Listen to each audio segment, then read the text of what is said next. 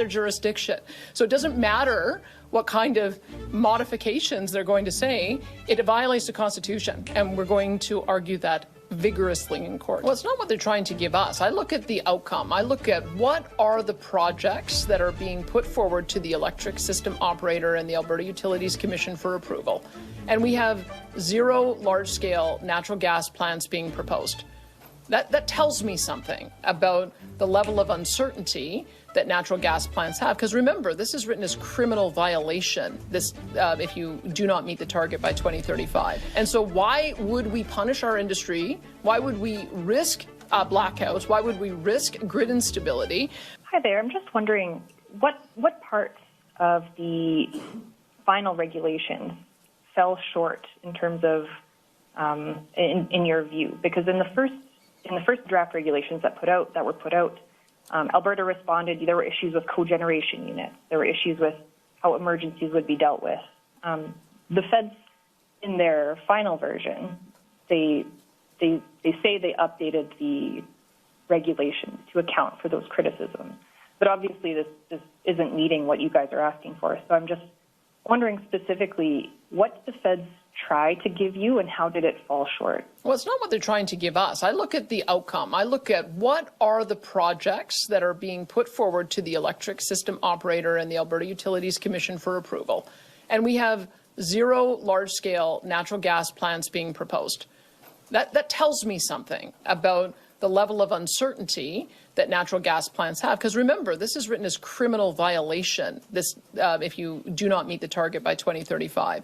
So what CEO is going to, by 2035, building with today's technology, be able to guarantee a 95% abatement on their CO2 within 10 years with technology that doesn't exist, on risk of going to jail? And I'm going to tell you there are 0. And so that is the nature of the problem that we have. When natural gas plants get built on today's technology, they have about a 25-year time horizon in order that they don't have stranded assets. And so that's why we have asked the federal government to align around emissions reduction policy that's reasonable around 2050. That's what the rest of the world is committing to. China's committing to 2060. India's committing to 2070. China and India are both bringing on coal plants at a rate that far exceeds anything that we produce in Canada. And so why would we punish our industry? Why would we risk blackouts? Why would we risk grid instability for an unachievable target? Why not work with us to try to find best available technology without these punitive measures? And I can turn it over to my Minister of Affordability Utilities, and he can tell you about the chill that is putting on investment directly. Yeah, Premier, you did a great job with that. Again, it's achievable targets. 95% for carbon capture is just not going to happen. And the technology cost today is in the billions. So when their investment tax credit only covers half of that, which company is going to abandon $1 billion to do something that's not giving any return on investment? It's not realistic, it's not achievable, and it doesn't help us get anywhere. We're making practical, reasonable steps by allowing in legislation hydrogen blending, allowing Albertans to choose. We're finding responsible, reasonable pathways. We just need time. And I think the Premier summed it up very well. How would you describe how the feds took into account your feedback? Was it a matter of they chipped away at the edges of what you were talking about and didn't touch any of the substantive stuff? Or happy to hear your thoughts. Well, they don't respect the Constitution.